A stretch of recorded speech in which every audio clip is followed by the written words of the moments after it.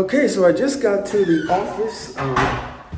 Had a nice little coffee date with my wife. It's always good to catch up and stare into each other's eyes. No. But yeah, so have a pretty eventful day today. So stay tuned. I'm about to jump into a meeting right now, but I wanted to share this with you because this is something that was very relatable to me and something that I'm going through right now in regard to the vlog itself. And this is an illustration that I just saw on Twitter, the life of a project. And it always starts like this. You know, this is the best idea ever. And then it goes on to, okay, this is harder than I thought. This is going to take some work. This sucks and it's boring. Dark night of the soul. It would be good to finish because I can learn something for next time. It's done. It sucks, but it's not as bad as I thought. And right now, to be honest, I'm in this phase right here. I'm in a dark night of the soul with the vlog where I'm questioning, to be honest with you, I'm really questioning the direction, questioning if the message is landing. A lot of questions are coming up. I'm doing a lot of soul searching around the vlog itself. And when I saw this, it immediately jumped out and I had to, record it because that's, it's a part of the process. And this was a good reminder that it's just a part of the process. And focusing more on, okay, I'm going to learn something if I continue to move forward. I'm going to learn more if I continue to move forward than turning around and stopping. And this was like a really great reminder of that to continue to go. So with that said, stay tuned. King Oyster, and you said, when you kind of led it back, we're more than just marketing. And you said, oh, I love that you guys focus on revenue. Yeah. And it did. You're like, oh, you guys get it. Yeah. Like the light bulb went on the way you redirected the conversation away from we don't just do marketing. We're focused on revenue. Yeah. And then the day, that's what made me write down. Because it's like you want to always be selling. So I'm trying to think how am I gonna pitch it when the time comes to talk to people as I'm talking to people on the street, whatever. Yeah. And when it came out with Kevin, it was just like, we help you with your revenue. Because everybody's like, how do I make more revenue? Yeah. Yeah. But what makes us powerful is the data that we gather. Like I remember you showed me when I looked at all the clients, that's all data that a new client takes advantage of. Yeah. And it's almost like a network effect. Yeah. You know what I mean? It's almost like a network effect where when you come, you're not just paying us for us to do the service, you're getting access to the 100+ clients that we just did over the last couple of years in similar business that work for you. Yeah. That you're paying for that data. Yeah. The implementation of it is just, like the cherry on top. Yeah. But we're always renewing or updating that data every new customer we get. Yeah. Or we find a new. So that's how it kind of starting to materialize in my mind on how I'm from a holistic standpoint. Yeah. Yes. Is marketing a part of it? Yes. Yeah. Is sales a part of it? Yes. Yeah. But we don't look at it as separate. It's all the North Star. It's revenue. That's the North Star. Because if we get your revenue right, you can unlock all these other pieces. You can invest in headcount. You can, if you're looking to exit, we can help you get a better multiple. If you're, if you have it in a savings account, you can get more, whatever your percentage, APR, whatever your percentage is, whatever. Yeah. So that's how I kind of reverse engineer. I just went base. I don't even know what revenue is. Let's start with what is revenue? Yeah. What is revenue? It's an accounting term, but what is it really? Because I mean that's really, it's the same thing. Like the revenue engine is up here, and then it's convert or to whatever the demand. Yeah. Convert, retain. Yeah. And then if you look at it in each one of these, it's okay, well, what do you do in this bucket that makes revenue? Yeah. And what do you do here that saves revenue? Yeah. Or optimizes it. Mm-hmm. And then same with this and this and this and this. And it's well, what do you do in demand that creates revenue? And it's you're making sure that you're targeting the right people. So you're reverse engineering it based on the data, and you're also optimizing, like you're saving it by going, hey, we look at you're spending 10 grand on ads. Yeah. We can get the same results for 8 and 5. Yeah. But then there's probably a million little things in here that fall into that bucket of like your systems are not optimizing the right way, so your team's wasting all this time. The targeting's off, or the data's like whatever that is. For all that, yeah. Go ahead. I'm sorry. No, it's like in both sections. I think like that's a good way to look at. Yeah. What we actually. And we're capturing. We're looking. We're going into your business and seeing where the data is telling us. Yeah. And then we're verifying that against the data we already have from the clients we work with already. Yeah. And we're giving you solutions to unlock the revenue or just find more revenue that's there, like what you did with Don. Yeah. And then so like I think if we can get like that's that's another thing. If we like go through, I think that's what we should do is like go through like a process of it, because I think like there's a lot of different things that we can like add on to it, if that makes sense. Like I sent you that Google search console the other day.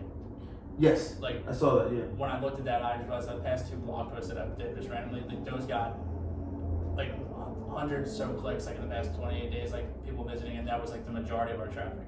So like to me, I go, okay, if I'm looking at someone's data and it's like you have 1 blog post and it has all of your traffic, like let's go find reverse engineer. We'll use the keyword search, and then we'll pretty much go and just make like that to me, I'm saying it to myself like yeah. How do you apply it? Yeah. Just make 100. Just do it because it takes 4 seconds.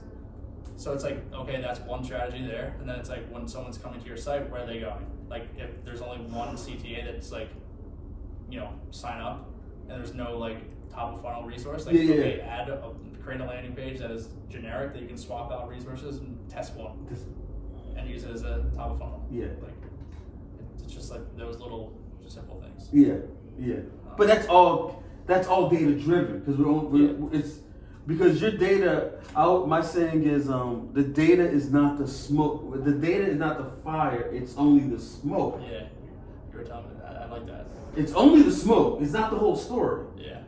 And the fire, you move the little wood pieces around, and that could be the CTA. Whereas the CTA, your call to actions in the wrong spot, or you have a form to fill out. Like you're stoking the fire. Yeah.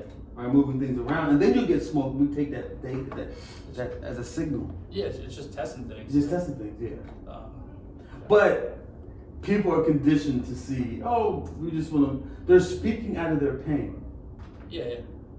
You know what I mean? So let me ask you: is the question really? See, now we're getting philosophical. This is like spiritual data, but it's good. Yeah. It is good. We're getting philosophical.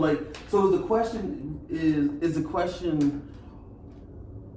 What is your pain point? Is that a strong question to ask someone when you know everything they're saying from the time you get on the phone with them to that is their pain? So their pain is not even giving you the data that you need to even assess them, because they can't even see past their not getting enough leads, which is they think it's their pain. I think it's if it is the right question if you know that mindset that you just said. Like if we know that what they're saying, like for the most part, it really is like maybe 5-6 different things that people fall into. Like this is what it is. So it's like if we know that when they're saying this is the issue. This issue, yeah.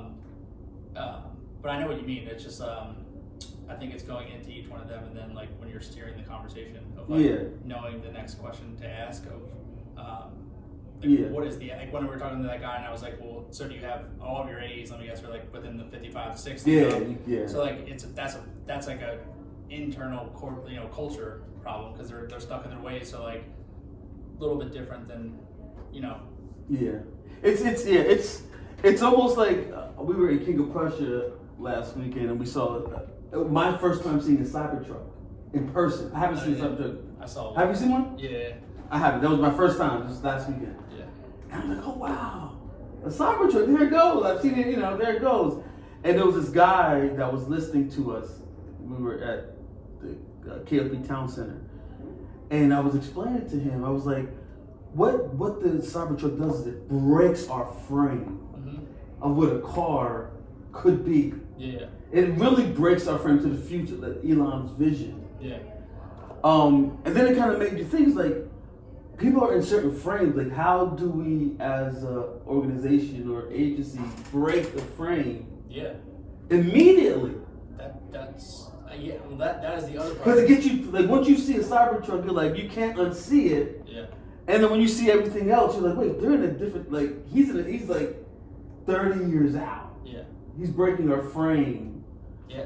It's and I think it's by how we deliver. That was like what we started with, and I've always wanted to do that. It's like that if you just do like something that is different than every other B2B like for clients. Yeah. Like you're gonna stand out. Like if you do something, it's almost easy to stand out because everybody's commodity. That's my pitch. Like, this is what I'm reworking for when I'm working with private equity agencies. Private equity are becoming commodities because everybody's able to do it. Yep. Now with micro acquire all these little marketplaces, anybody can buy a little company, and it's becoming commoditized. Yeah. And no one's standing out. So it's almost easier now. Yeah. To break the frame because everybody's doing because we all have access to YouTube. We all see the influencers doing their things. Yeah. And everybody's saying pretty much the same thing. So this is the opportunity to break the frame. Like the brand as a company, I think that's very easy. Like I think that can be done quick. I can do a lot of things that would shift shit around. But I think when we think about it is like I've always like we can do this. I think where it comes in is like how we looking at it as like, okay, how do we actually work with someone, and what is that person, what is that like niche that we can absolutely kill it. We can help their business. Yeah. Like because and the strategies that we're doing is because we can do all these because they help. But like at the end of the day, like what is there anything that we're doing that's different? I mean, that can even just be down to like, hey, we build a community on the side and like you get access to it. Like, it could be anything, but it's like, how do we get them actual money, like deals in their pocket, right? Like one thing that I used to do was like if someone would pay us $5,000 for a demand generator, let's say they had a software and it was like the lowest was like. This was a real example. Like they were going to market, and it was like $25 with that. Yeah. So I took $1,000 off the $5,000 or $1,500, and I went and I just did the octopus, whatever, and I hit all these people up and say like, hey, we're giving away a free thing of this, so we're going to pay for the first month. We just want you to test it and give back. They didn't even know that we did that. So we just immediately they went, how did you just get 100 people on here? And like, so you were able to get. I heard that from that dude. Yeah. That you were able to get the result as you're waiting. You trying to get a quick result or a quick win. Yeah, so like those whatever those quick wins are, like those type, just in general, like no one is doing, like when we get to client payment, it's like, essentially it's like thinking of it as like, this is a very small little business and you got an investment, how do you maximize it? Like, it doesn't necessarily have to be like, oh, we pocket it all, and not that we. Yeah. So like, I think that's where you can differentiate a little bit, like with the. And help us understand like who we actually want to work with. Yeah. But because I just read another. That's why the positioning of that company, they say the SaaS, the stalled SaaS. Yeah. I was just on Twitter. There was this dude. He's a PE dude. He was basically saying there's gonna be so much M&A going on in SaaS. Yeah. Because their cap tables are broken. Yeah. Because when all that money was flushed into SaaS. Oh, yeah. Now they're like, yeah, we gotta grow. Yeah. Or so PE's like, that's why I'm really like bullish. I saw this when I was working in it. Bullish on it because they're salivating because they're gonna get discount. They're gonna get so like go to a clearance rack. Yeah. It's about to be a clearance rack. Yeah. I love clearance racks. Me too. I love a good clearance rack. No, yeah. So that's what's happening. So they're a lot of specifically SaaS companies are screwed because their cap tables are broken. So that's why like the way they position themselves like that is smart. Yeah. And then they put a fund like it's smart. Yeah. No, yeah. It's just we're fixing a problem, then we're capitalizing on it. Yeah. So then it's just us looking and going like, what data do we look at that does this, or like that can help us identify this? And it's pretty easy. Like this stuff is easy. Like when I look at their analytics and stuff. Yeah. Like I'm looking at ours. Like I can figure out right now. Like it tells you everything that we need to know. Like where the people are coming from. And everything.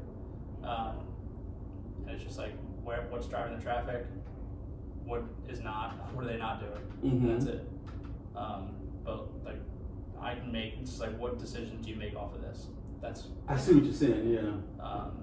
like, all of these people came from direct, like, so I'm trying to give you a real example, like, okay, so I just feel like this is random, but like, these are all of our sessions that came, like,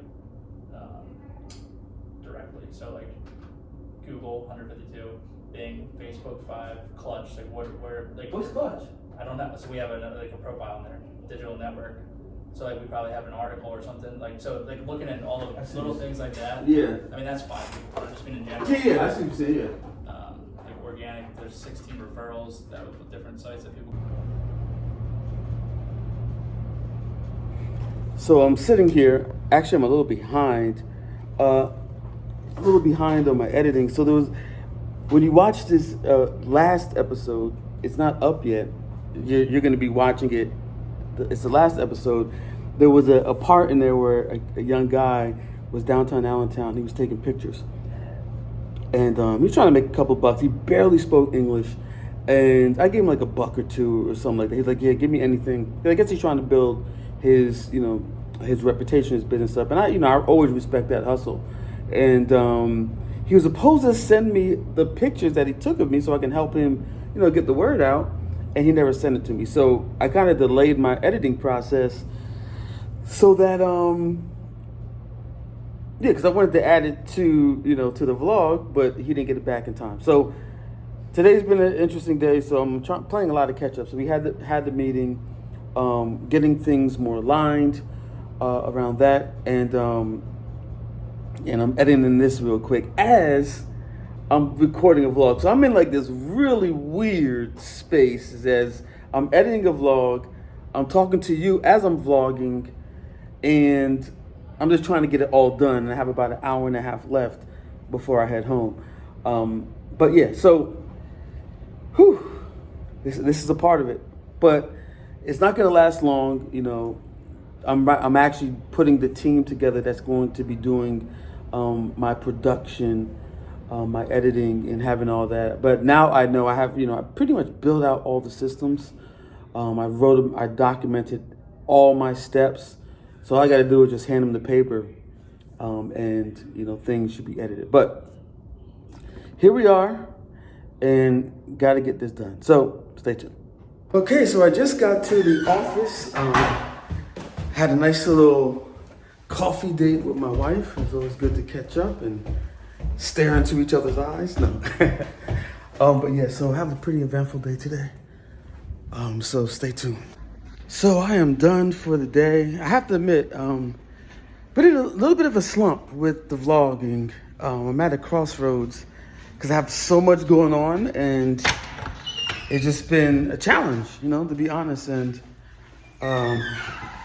these are the times where you really have to dig deep and remind yourself why you're doing what you're doing. Reminding myself I'm playing for permanence.